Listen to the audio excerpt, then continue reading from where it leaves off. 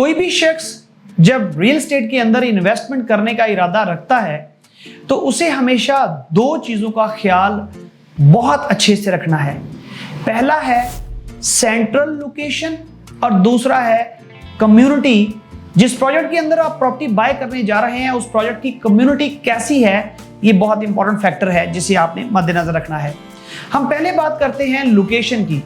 देखिए, हमेशा प्रॉपर्टी की जो इवैल्यूएशन की जाती है वो उसकी सेंट्रल लोकेशन से मेजर की जाती है। आप जो भी प्रोजेक्ट बाय कर रहे हैं, जो भी प्रॉपर्टी बाय कर रहे हैं, आप हमेशा ये देखते हैं कि वो सेंटर से, मरकज से, सेंट्रल लोकेशन से कितने फासले पर है। और इसके साथ साथ दूसरी इंपॉर्टेंट चीज देखी जाती है वो इंपॉर्टेंट लैंडमार्क्स, जैसा कि parks, shopping malls, hospitals, universities, public transport, access to airports. इन सारी चीजों को मद्देनजर रखते हुए देखा जाता है कि इस प्रॉपर्टी की लोकेशन कितनी अच्छी या कितनी अच्छी नहीं है। अब एक शख्स जो कि जॉब करता है या बिजनेस करता है और उसे डेली सेंट्रल लोकेशन को अप्रोच करना है, अगर वो सेंट्रल लोकेशन में ही रह रहा हो तो वो ना सिर्फ अपना टाइम सेव करेगा, अपना पैसा सेव करेगा, बल्कि वो स्ट्रेस से भी महफूज रहेगा, क्योंकि वो निकला और जितनी जल्दी पॉसिबल था वो अपनी सेंट्रल लोकेशन में अपने ऑफिस या अपने बिजनेस पे या अपनी शॉप पे वो पहुंच गया। यही शख्स अगर बिजनेस या जॉब कर रहा है सेंटर में, लेकिन रह रहा है सेंटर से कोई 25-30 किलोमीटर के डिस्टेंस पर, और वहां पे ये जाके क्यों रहेगा, क्योंकि सेंटर से दूर उसे जो अपार्टमेंट मिलेगा वो 2+1, 3+1 या यूं कह लीजिए कि 2 2+1, 2+1 अपार्टमेंट जो है वो मिल जाएंगे। जबकि यही अपार्टमेंट सेंटर में रहते हुए उसे मिलेगा छोटा सा 1+1। तो वो ये देखेगा कि यार मुझे सेंटर की बजाय वहां पे बड़ा साइज मिल रहा है। तो याद रखिएगा कि हीरा जो है उसका साइज बिल्कुल छोटा सा होता है और वो बहुत महंगा होता है, उसकी कीमत बहुत ज्यादा होती है। उसी के साथ जो सोना है वो हीरे से सस्ता होता है और मिकदार में ज्यादा होता है। लेकिन अगर बात की जाए कोयले की, तो कोयले का शायद हीरे या सोने की प्राइस के अंदर आप जो है वो ट्रक भर लें। तो जो सेंटर की प्रॉपर्टीज हैं उनकी लोकेशन और उनकी इंपॉर्टेंस हमेशा से थी, हमेशा है और हमेशा रहेगी। और जो सेंटर से दूर हैं उनमें अगर आप रह रहे हैं और आपको सेंटर में आना है तो आप देखिए कि अगर आपकी 1-1.5 घंटे की ड्राइव है, लेट्स सपोज 1 घंटे की ड्राइव है डेली की, 1 घंटा आने में 1 घंटा जाने में। अब सबसे बड़ा मसला आपकी कंजम्पशन ऑफ टाइम। 2 घंटे आपके जो है वो डेली कंज्यूम हो रहे हैं ट्रैवलिंग में, वो चाहे पब्लिक ट्रांसपोर्ट है चाहे आपकी पर्सनल कार है। 2 घंटे का मतलब ये हुआ रोज का कि महीने के आपके 60 घंटे हैं। और अगर आप साल के कैलकुलेट करें तो मैं गारंटी से कहता हूं कि ये 12 महीने में से 1 महीना आपका सिर्फ और सिर्फ जो है वो ट्रैवलिंग में चला जाएगा। यानी आपका जो साल है वो 12 महीने की बजाय 11 महीने का रह गया। तो आप दुनिया को कैसे कंपीट करेंगे।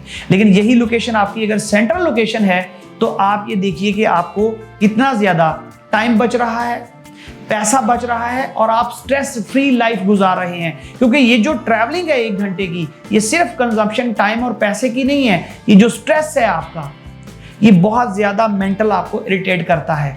तो इसलिए लोकेशन जो है वो हमेशा सेंट्रल चूज करें, साइज को ना देखें बल्कि आप उसकी क्वालिटी को देखें। और मैंने ये भी देखा है जितने प्रोजेक्ट स्टार्ट होते हैं सेंटर में उनकी जो कंस्ट्रक्शन क्वालिटी है, लोग तो कहते हैं ना कि चूंकि सेंटर में इसलिए प्रॉपर्टी की प्राइसेस ज्यादा हैं क्योंकि यहाँ पे लैंड की प्राइस ज्यादा है, और सेंटर से दूर जो है वो लैंड सस्ती है, कंस्ट्रक्शन कॉस्ट तो सेम है। मैं कहता हूं नहीं, कंस्ट्रक्शन कॉस्ट सेम नहीं है, क्योंकि लेबर कॉस्ट तो सेम हो सकती है लेकिन जो कंस्ट्रक्शन क्वालिटी है वो तो सेम नहीं होगी।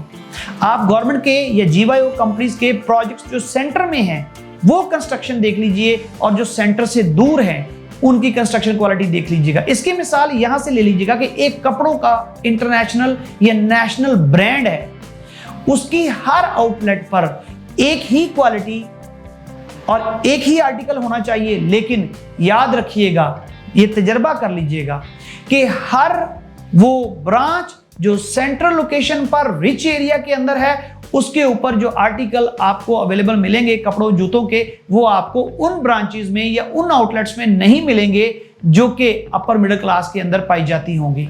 तो अब हम बात करते हैं सेकंड पॉइंट जिसके बारे में मैंने शुरू में आपको बताया, वो है कम्युनिटी। आप अपने बच्चों को एलजीएस, सिटी स्कूल, लकास, शोएफात में क्यों दाखिल करवाते हैं? आप ऑक्सफोर्ड, कैम्ब्रिज में अपने बच्चों को क्यों भेजना चाहते हैं? ताकि उनकी कम्युनिटी डेवलप हो, उनके रिलेशनशिप्स बने। और अगर आप एक गली मोहल्ले के स्कूल में अपने बच्चे को दाखिल करवाएंगे तो जो गली मोहल्ले के स्कूल में आने वाले बच्चे हैं वही उनके दोस्त बनेंगे। इसी तरह जब आप अपनी प्रॉपर्टी बाय कर रहे होते हैं तो याद रखिए कि उस कम्युनिटी में बाय कीजिए जहां पर हायर कम्युनिटी रहती है, जहां पर रिच कम्युनिटी रहती है, जहां पर बिजनेस कम्युनिटी रहती है, जहां पर वो लोग हैं जो कि ग्रेट आइडियाज और ग्रेट माइंड रखते हैं। आपको उनसे मिलकर फाइनेंशियल बेनिफिट हो ना हो, लेकिन इंस्पायरेशन जरूर होगी। जब आपको यह पता चलेगा कि मेरा नेबर जो है वो ये बिजनेस कर रहा है, जब आपको ये पता चलेगा कि उसके पास ये गाड़ी है, जब आपको ये पता चलेगा कि उसका ये लिविंग स्टैंडर्ड है, तो आप भी उसी लिविंग स्टैंडर्ड के लिए कोशिश करेंगे। इसकी मिसाल ऐसी है कि आप ईगल, उकाब के बच्चे को मुर्गी के बच्चों के साथ पलने के लिए छोड़ दीजिए, वो उकाब का बच्चा भी चूजा बन जाएगा, वो भी उड़ना भूल जाएगा और वो भी जमीन से चुन चुन के जो है वो अपना खाना खाना शुरू कर देगा। और जब वो आसमान पर उड़ते हुए उकाब को देखेगा तो वो हैरान होगा कि हम लगते तो एक जैसे हैं लेकिन हमारी आदत और खसलतें एक जैसी नहीं है। तो आप उकाब हैं तो आसमान में परिंदों के बादशाह की तरह उड़ना सीखिए और अपनी कम्युनिटी जो है वो चूज कीजिए।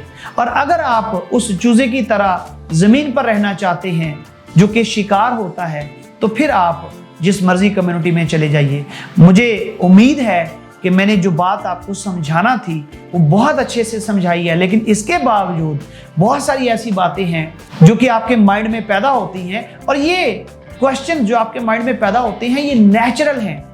आपके डाउट्स, आपके सस्पिशंस, आपके क्वेश्चंस, आपकी क्यूरीज ये बिल्कुल जेन्युइन है। और मैंने कभी भी, जब मैं टीचर था तो मैं हमेशा अपने स्टूडेंट्स को एनकरेज करता था कि क्वेश्चन पूछो, सवाल पूछो, सवाल पूछो। क्यों? आप पूछेंगे, जवाब मिलेगा तो आपकी कंफ्यूजन दूर होगी, लेकिन अगर आप पूछेंगे नहीं तो कंफ्यूजन कैसे दूर होगी? तो अगर आपके माइंड में कोई सस्पिशन, कोई डाउट, कोई क्वेश्चन, कोई क्यूरी है तो मेरे दिए गए व्हाट्सएप नंबर पर आप मुझसे अप्रोच कर सकते हैं, मीटिंग कर सकते हैं, कॉल पे हम बात कर सकते हैं, और मैं हाजिर हूं आपको गाइड करने के लिए। और इसके लिए मैं कोई चार्ज नहीं करता। हमेशा अल्लाह पाक से दुआ मांगिए कि या अल्लाह पाक मुझे जो आपने नॉलेज दिया है, जो एक अच्छी सोच दी है और एक अच्छा किरदार दिया है, उसके रिटर्न में अगर मैं किसी दोस्त भाई का भला कर सकता हूं, उसे एक अच्छा मशवरा दे सकता हूं, तो मेरे लिए ये सदका जारिया है। इसके बदले में मुझे आपसे सिर्फ एक दुआ चाहिए। आप अपनी इबादत में मुझे याद रखिए, मेरे लिए दुआ करते रहिए। अल्लाह पाक आपका हामी नासर हो। अल्लाह हाफिज।